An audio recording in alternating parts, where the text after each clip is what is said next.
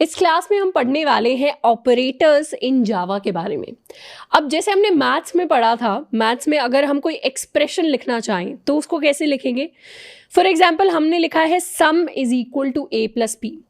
इस चीज़ को मैथ के अंदर, इनफैक्ट जावा के अंदर भी हम एक एक्सप्रेशन कहेंगे।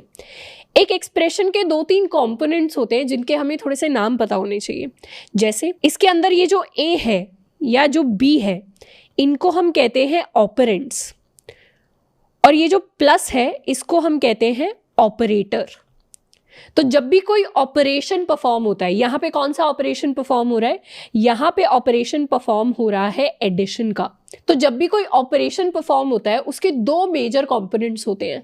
सबसे पहला होता है उसके ऑपरेंड्स, यानी किसके ऊपर हमने ऑपरेशन किया, किसको हमने ऐड किया, किसको हमने सब्ट्रैक्ट किया, किसको हमने मल्टीप्लाई किया। ऑपरेंड्स यहां पर हो गए ए एंड बी। दूसरा मेजर हिस्सा होता है किसी भी एक्सप्रेशन का ऑपरेटर। ऑपरेटर यानी वो सिंबल जो बताता है कि कौन सा ऑपरेशन परफॉर्म हो रहा है। यहां पर क्योंकि एडिशन ऑपरेशन परफॉर्म हो रहा है तो ये प्लस साइन वहां का ऑपरेटर है। हो सकता है हम इसको ऐसे लिख देते कि difference is equal to A minus B. तो यहां पर ए और बी ऑपरेंड्स होते और माइनस का साइन हमारा क्या होता, हमारा ऑपरेटर होता। तो ऑपरेटर जावा के अंदर भी मैथ के ऑपरेटर्स की तरह ही होते हैं।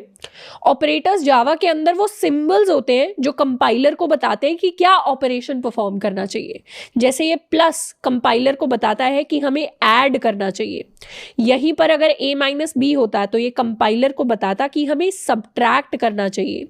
यहीं पर a मल्टीप्लाइड बाय b होता तो ये हमें बताता कि हमें मल्टीप्लाई करना चाहिए। अगर a डिवाइडेड बाई b होता तो ये डिवाइड का साइन स्लैश बताता कि हमें डिवाइड करना चाहिए। इस तरीके से जावा के अंदर बहुत सारे ऑपरेटर्स होते हैं। इनफैक्ट इसको समराइज करें तो जावा के अंदर इन टाइप्स के ऑपरेटर्स होते हैं। इनमें से सबसे पहला टाइप होता है हमारे एरिथमेटिक ऑपरेटर्स, जिनके अपने खुद के सब टाइप्स होते हैं, बाइनरी एंड यूनरी। इसके अलावा एक और होता है टर्नरी, जिसको भी हम पढ़ रहे होंगे पर उसको हम नेक्स्ट सेक्शन के अंदर पढ़ रहे होंगे, यानी अपनी कंडीशनल स्टेटमेंट्स के साथ। सेकंड टाइप होते हैं हमारे रिलेशनल ऑपरेटर्स। थर्ड टाइप होते हैं हमारे लॉजिकल ऑपरेटर्स।